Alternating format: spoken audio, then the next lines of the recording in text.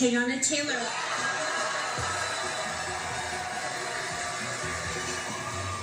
Teyana Taylor winning, what a year for Teyana Taylor, winning her first Golden Globe.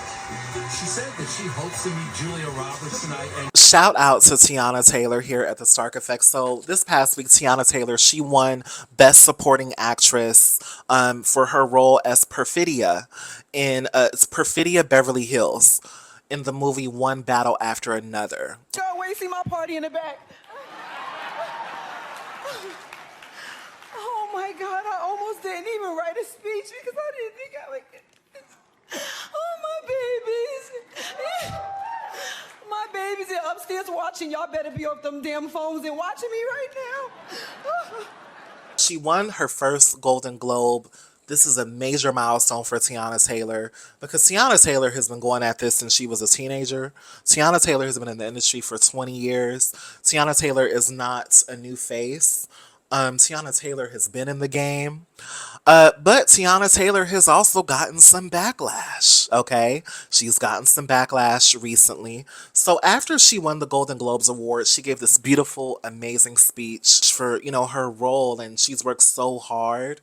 I thought the speech was beautiful. It gave a little Whitney moment there. Sarah, Cassandra, Natina, Lee, WME, this whole journey would not exist without you. Teyana is a overall star to me. And I know some people don't like her music or they feel like because I've seen commentary on the internet and social media where people say that they feel like Teyana's like a Sierra or like a Jason Derulo, where it's like we know who they are, but they don't really have like strong hit records or like a strong presence in the industry.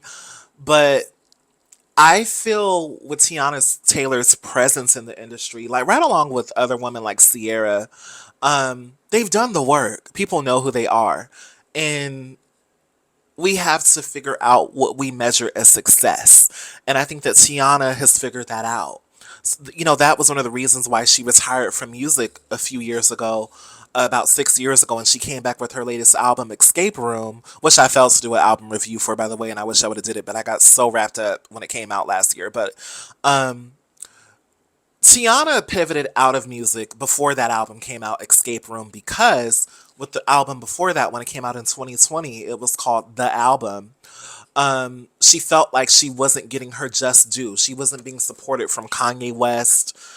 She wasn't being supported even before then with Pharrell, because she was signed to Pharrell under Star Trek at first. Maybe just if things wasn't happening in the timely fashion I wanted to happen, that I looked at it like, okay, it's not happening. Every time it comes to me is always something. That weight that I thought was punishment was God saying, no, baby. That was just preparation for what was already written for you in the palm of my hands. I want to run through that little just real quick because people who might not be familiar with the history and the story, it's like, even from that first time I saw you doing Google Me, right? Young girl wants to get on, has this talent, gets signed to Pharrell, gets signed to Kanye, has a big, I just remember moments where you felt like, as you from the inside must have felt like, this is the moment. Oh, this is the moment. Oh, this is the time. Watching you do that Lil' Kim tribute. Watching you. Like, even that was the moment, Like, that's what I'm saying. But imagine that's what it felt like. It felt like getting, like, it seemed like every time you got to the door, it slammed in your face. That was the feeling that I was having. You get what I'm saying? Even all the way down to Fade. To do Fade and be like, this is it. Fade was fire. Exactly. Another and I moment. feel like right after Fade, album should have dropped. You get what I'm saying? Like, it was just, it was always something. So I was like, what were these moments and who were these moments really for? Clearly these moments are bigger than me. Who were they for? Do you know? I don't know. Oh, not because for you. I just know when Fade came out, it definitely probably should have been an album, a rollout. It just should have been preparation for something. You get what I'm saying? And like, even when Fade came out, I told you, I didn't know that it was dropping. I think probably like the day of, I still didn't really all the way know. I didn't know. I wasn't even there.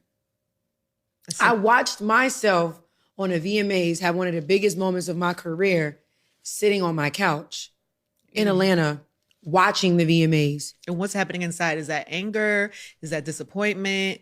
Is that You know what's crazy? It wasn't even, I don't even think that it was anger. It may have hit a little later because I think I was also trying to still process everything. You got to understand, when that video came out, my life literally changed overnight, but it wasn't something I hadn't seen before. You know, I've had moments where, you know, it'd be a lot of static, a lot of traffic, but this one, of course, was the biggest one. So my phone was ringing immediately. Is that what you credit as? That's what you think is one of them? I think it's one of the biggest moments of my career. Absolutely. It changed my world. It changed my life. Like what Faye did for me, I guess, as an artist is like what this movie is doing for me as an actress. Like Faye showed like, oh, you get what I'm saying? Yeah, like it was the eye opener. Yeah. Right. People knew who she was, right? Pharrell knew who she was early in her career. You know, Kanye knew who she was, but Kanye would always fumble her. Like with the Keep That Same Energy album, KTSE, Kanye like rushed produced those albums. He only gave her like 9 songs. They were all short, and he hyped it up as if like he was gonna give her and 2 other artists. I forgot who the other 2 artists were at that time, but this was around like 2018. Y'all remember when Kanye was producing like 3 people's albums at the same time to come out around his or something like that? And Teyana was disappointed. She was disappointed with the rollout, and she was trying to stay loyal and not like badmouth Kanye, but she was disappointed and she vocalized that. You know what I mean?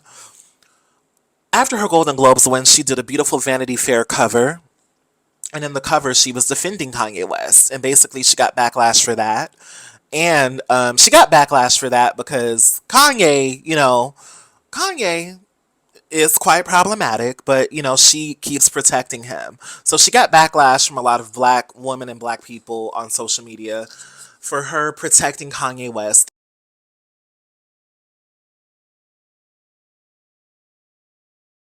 She also got backlash after the Golden Globes win because it wasn't necessarily backlash. I take it as more so a critique. But it was more so a critique of like, Teyana, this isn't really a win because you're always playing these over sexualized roles. This is what people are saying on social media, right? This is what we're seeing on Threads, X, where people are not really that happy for her, especially black women, are just critiquing and saying like, okay, it's great that you got this, but why is black women who get Golden Globes or like these prominent awards, they're always playing these over-sexualized roles? That's what the conversation is now. And people are comparing Teyana Taylor's win to Halle Berry's win when she won her award for Monsters Ball. And I forgot exactly which award that she won, but it was a very high award. I don't know if it was an Oscar or a Golden Globe. I forgot. Can't think of it at the top of my head.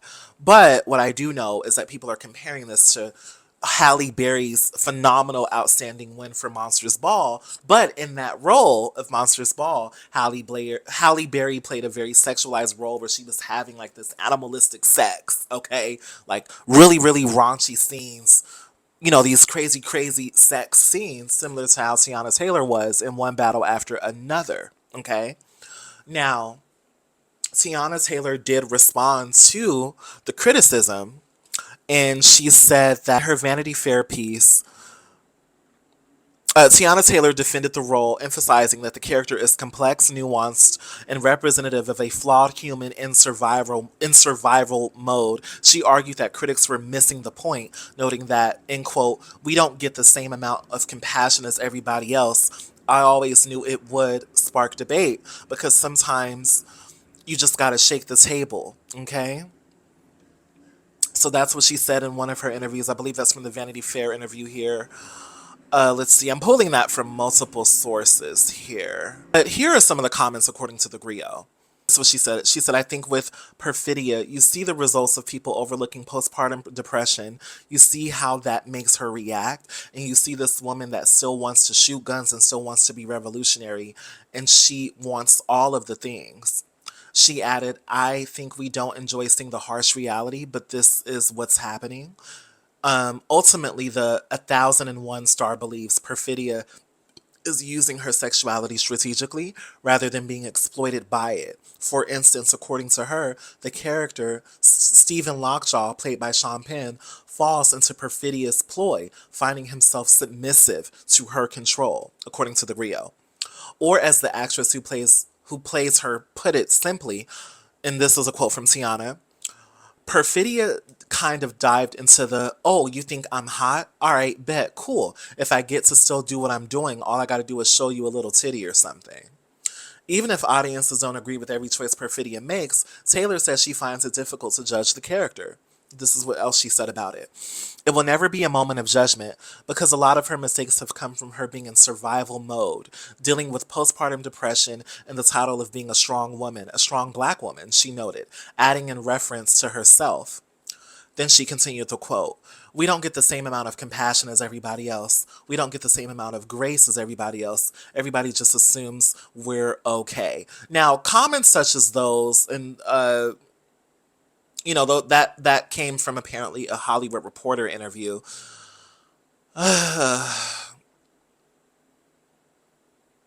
And this is what else she says. She put, "Is that not what black women go through? We are fetishized, especially by creepy mother," and then it went blank. So basically, she's saying that it's a hard reality to accept. So Teyana is facing the criticism head on, according to the Griot here, with those quotes pulled from the Hollywood Reporter and Variety. So essentially, Teyana is saying, look, this is the reality of what we go through. So yes, you all are criticizing me, but look, I'm playing this role. This is a milestone in my career. You can criticize me if you want. It is what it is. Now, there have been other black women who have won roles, such as Quinta Bronson for Abbott Elementary. There have been other black women, Tracee Ellis Ross, who have won high awards in Hollywood for not depicting hypersexual acts, being a black woman who is hypersexualized. There are other black women who have won those roles, so it's not that is not happening. Personally, I'm really proud of Teyana Taylor. I do understand the criticism, right? I do get that there is a need for better representation, because honestly, I think that that's what it's about. I think it's just a critique. I don't think people are like hating on Teyana. Now, they are kind of knocking her because it's like, I do think that she should be celebrated for winning her Golden Globes. So I know I sound confused as I said that. So are they hating? I don't know if it's necessarily hating. Are they critiquing? Yes. Is it kind of dimming her win a little bit? Yes. But for me, I really like Teyana Taylor. I think that it's been a long time coming for her. I think that 1001 maybe should have gotten awards as well, because that was her breakout, and she was overlooked for that. And in Teyana Taylor's career, she's constantly overlooked all the time, and now we're at a time where it's like, okay, this is her time. This is her time. Let her have her time. Let her have her moment, So I'm really proud of Teyana Taylor. I think Teyana Taylor is phenomenal. There was other backlash. Julia Roberts made a comment stating that she needed a sandwich. Teyana Taylor wasn't bothered by the comment. Basically, Julia Roberts, at the Golden Globes, they had a cute little interaction where Julia Roberts was commenting on Teyana Taylor's waist and said she needed a sandwich. But, that caused backlash. Like, people were saying that Julia Roberts was body shaming Teyana Taylor. Teyana responded to that as well publicly and said that she didn't take, basically paraphrasing, it was a cute moment. Julia was saying, "Oh my God, like, you look so good for your size, girl. Like, you look snatched." You know what I mean? So she didn't take it as body shaming. But anyways, Teyana Taylor has worked. I say all this to say, outside of the backlash, with being a star comes backlash. I love what Teyana is doing in her career. I love that she is finally getting her just due. And I think what she's saying is that some women are gonna play those sexual roles, and some women aren't. I think that's what she's trying to say, and I think what she's saying is like, look, this is the reality for some women. I gotta show a little skin. I got to. I'm not gonna. They're not gonna give me nothing else. Maybe I'm just saying maybe that's her thinking, because she clearly, she is okay with where she is in her career, and Teyana is also with heavyweights, and where she is in her career is a good thing. By the way, as I say that, let me soften that up there. where she is a good thing, but I'm saying she's okay with being depicted that way, which is why she played the role, is what she's saying. And Teyana is with Leonardo DiCaprio. She's with heavy hitters. She just did All's Fair with Kim K and all of them, and Niecy Nash. So Teyana Taylor is with heavy hitters. So I really like how she's been working. I feel like Teyana, she finally has a team that is pushing her. She finally has a team that is helping her get more work, that is actually putting her out there.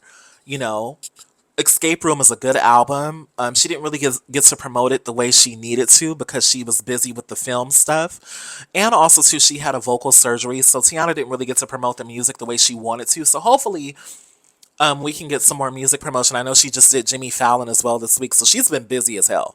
So she's trying to promote the music again. But shout out to you, Teyana, because I feel like Teyana is honestly misunderstood. Now, I can't speak for, I know I'm a black trans woman, so I can't speak for black women who are saying that they want better portrayals. I think that there is some truth in that. I think there's some truth in that as well. So, I'm definitely open to the criticism, but I'm so proud of Teyana and where she is.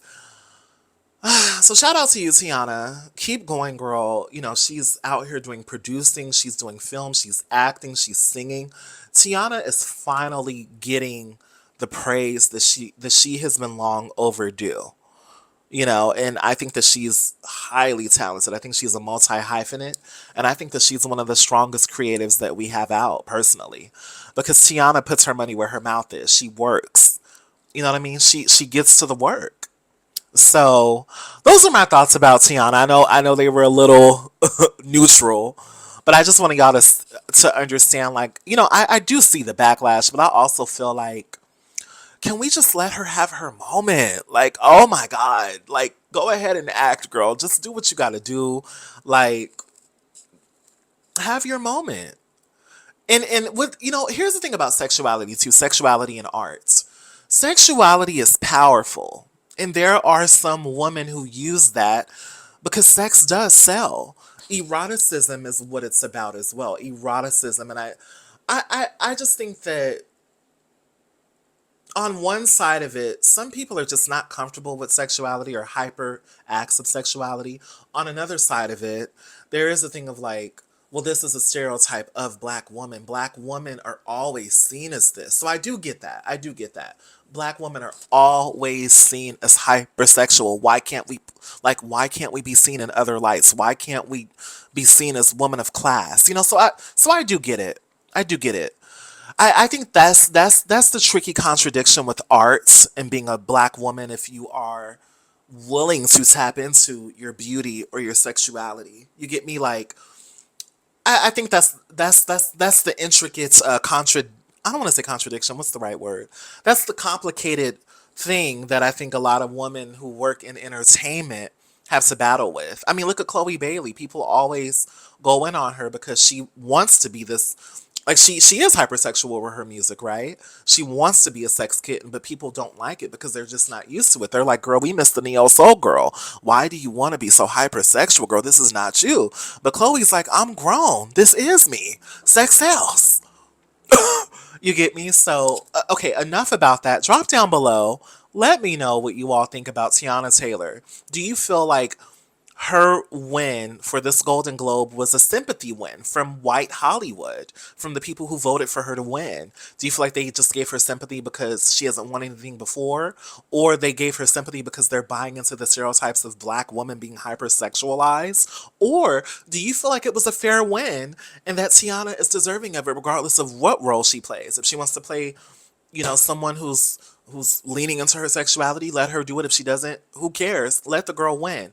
What are your thoughts about Teyana Taylor's win? I hope you enjoyed the video. Please like, comment, share, and subscribe.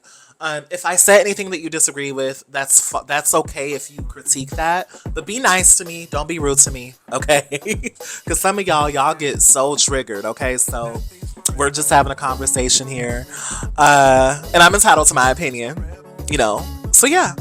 Alrighty, I hope you enjoyed.